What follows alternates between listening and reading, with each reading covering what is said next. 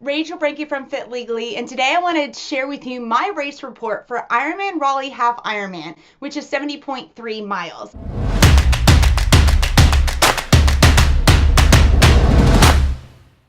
I know that this race is going to be no more. In fact, many affectionately refer to me as the race killer because there's multiple races that I've done that they no longer have later on. Ironman North Carolina was one, Iron Girl Columbia, and now Ironman Raleigh 70.3.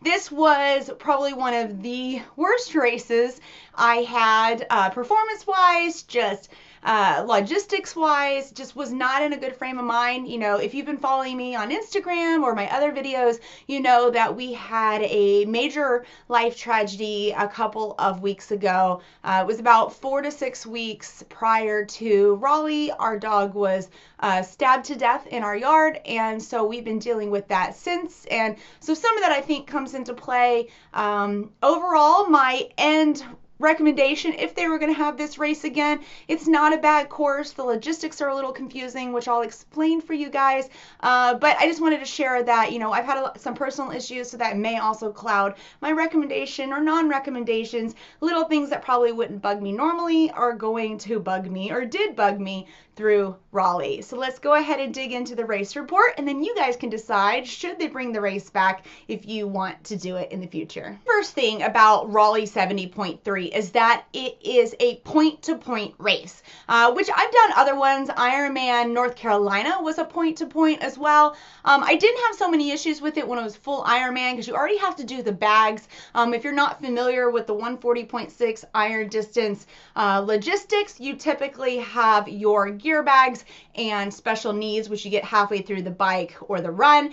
And so you don't have a choice but to use bags. You don't have a central transition location like the smaller triathlon races do, where you have one transition, everything goes there, your bike stuff, your run stuff, and you keep coming back to the same location.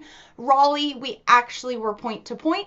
The finish line was downtown, which was actually really super awesome. This is one of the things I really enjoyed about this race, and would kind of make me pause to not recommend it, or to just nix the idea of ever coming back if they have it again, because my family, if you guys don't know, I have 5 kids and my husband, and they come out and they support, but I also try to pick locations where it is very spectator friendly. As you can tell, I'm a very huge fan of Ironman Maryland because it's very spectator friendly. And that's one of the things with Raleigh was really nice, is that the finish line was literally a quarter of a mile from the hotel.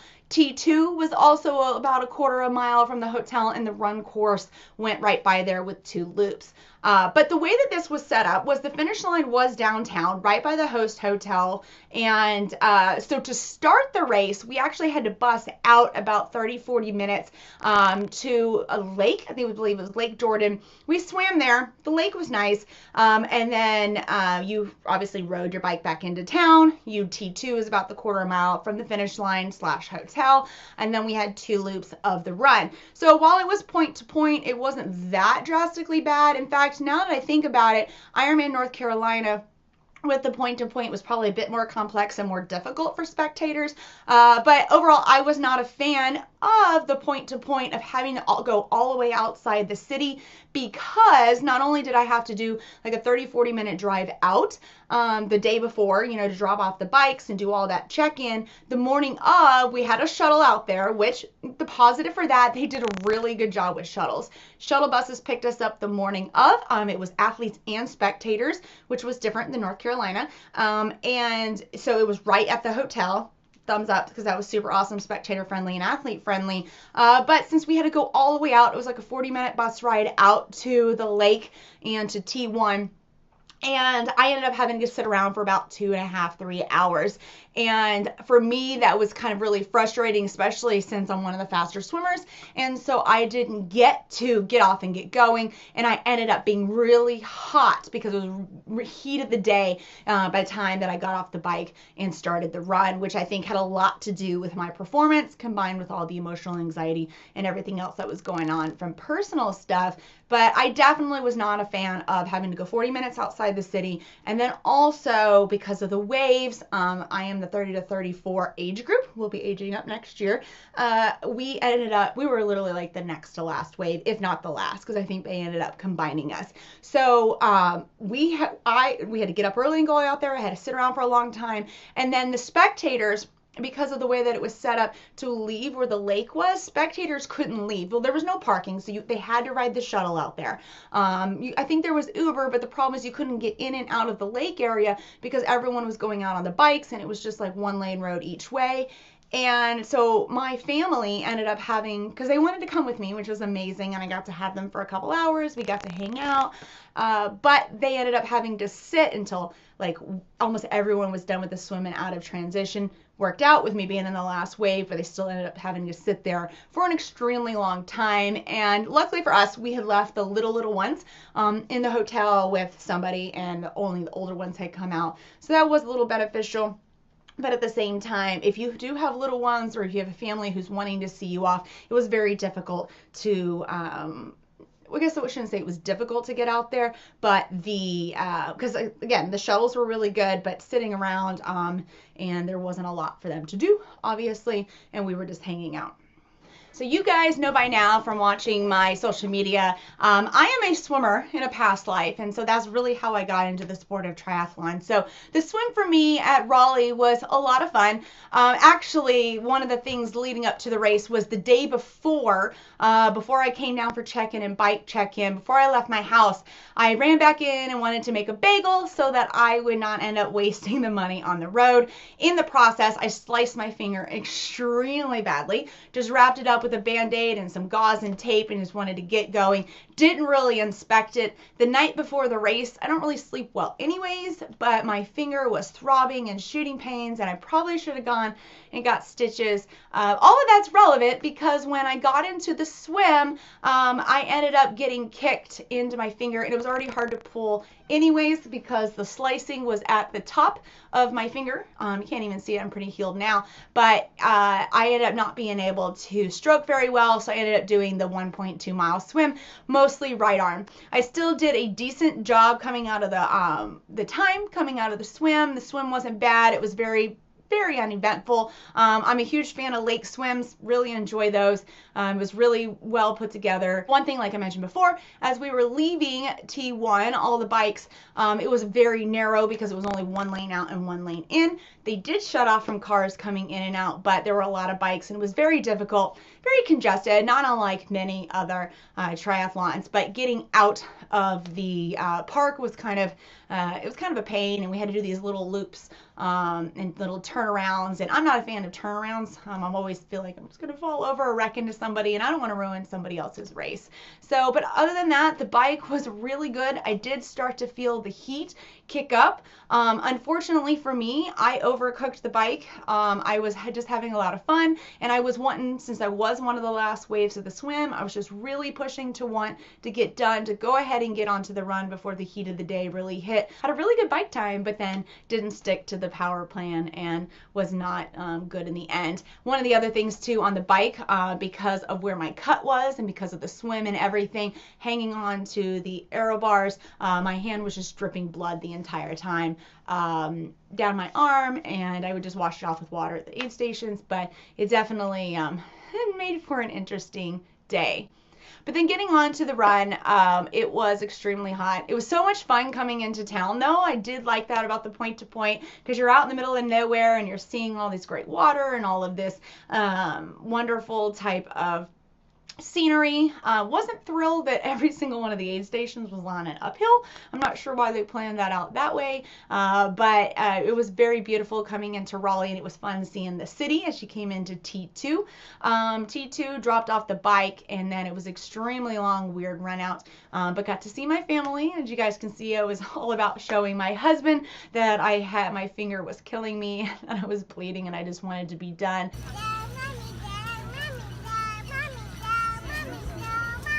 But at this point, I knew that I was extremely overheated. For the first 3 miles, I ended up spending it throwing up everywhere. But by the time I cleaned that all out of my system for the first 3 miles of the run, I felt better after that.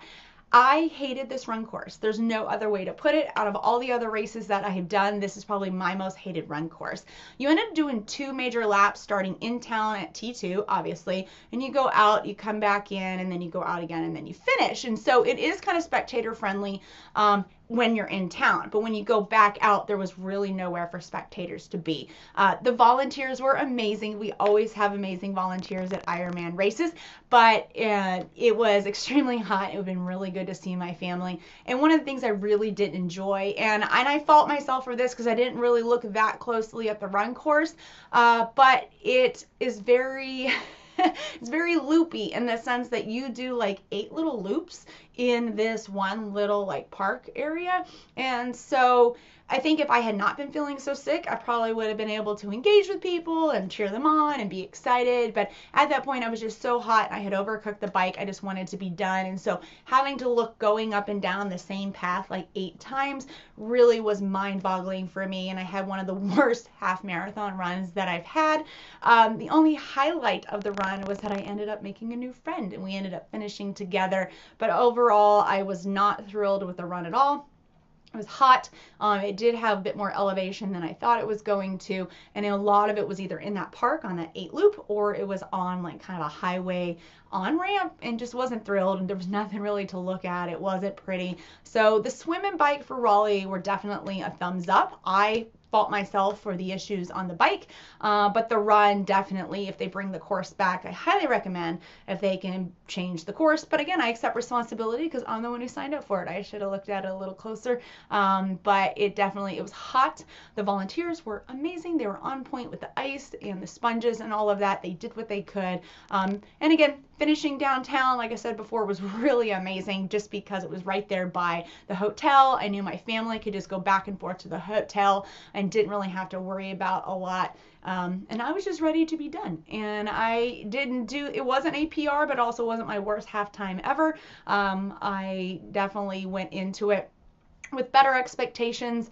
and I really wasn't thrilled with my performance, but in light of everything that's been going on and the fact that it's done is done, I can't change it. But I do also have another race report because I was so kind of discouraged performance at Raleigh that I went ahead and signed up for Eagleman in Cambridge, Maryland, which was the following weekend, and so I'll have that race report to come. The one thing that was really great that Ironman did for me with all the stuff going on this weekend is that they invited my husband into the chute in order to medal me, which was absolutely amazing. So thank you for that, Ironman. If you've made it through this entirely long race report here, I wanted to share with you that the weekend of Raleigh, when I had showed up for check-in, Ironman had reached out to me and said that they wanted me to come do an Ironman Minute. They wanted to interview me. And since I do a lot of speaking and traveling about running businesses and having family and all that sort of stuff, I figured they were going to ask just like balancing family and training type of questions.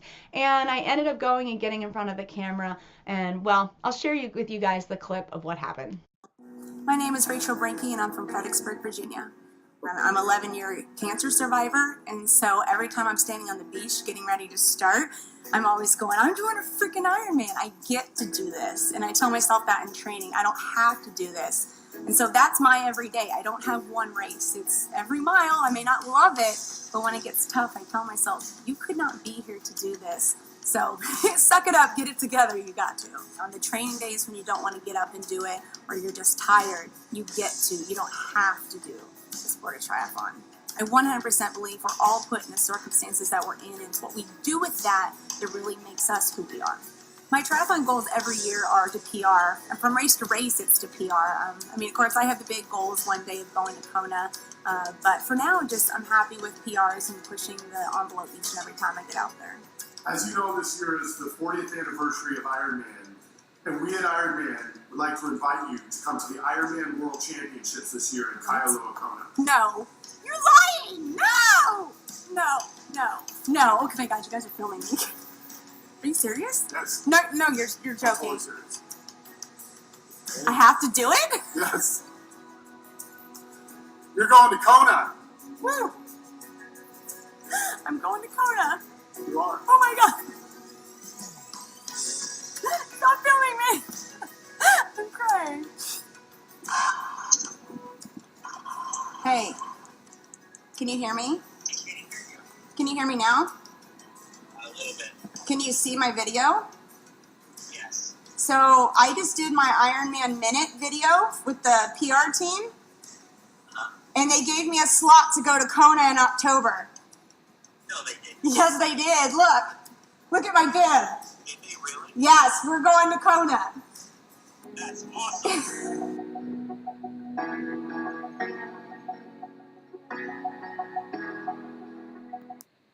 I'm going to be going to Kona this fall. So a lot of my videos that I'm going to be sharing are going to be the weeks leading up. I've got a lot of great content information that's going to be coming to you. Please make sure you follow or subscribe so that you can stay on top of it. Encourage me. I would love to be able to give you guys tips and lessons throughout so that if you ever find yourself in the same situation, it will be helpful to you as well.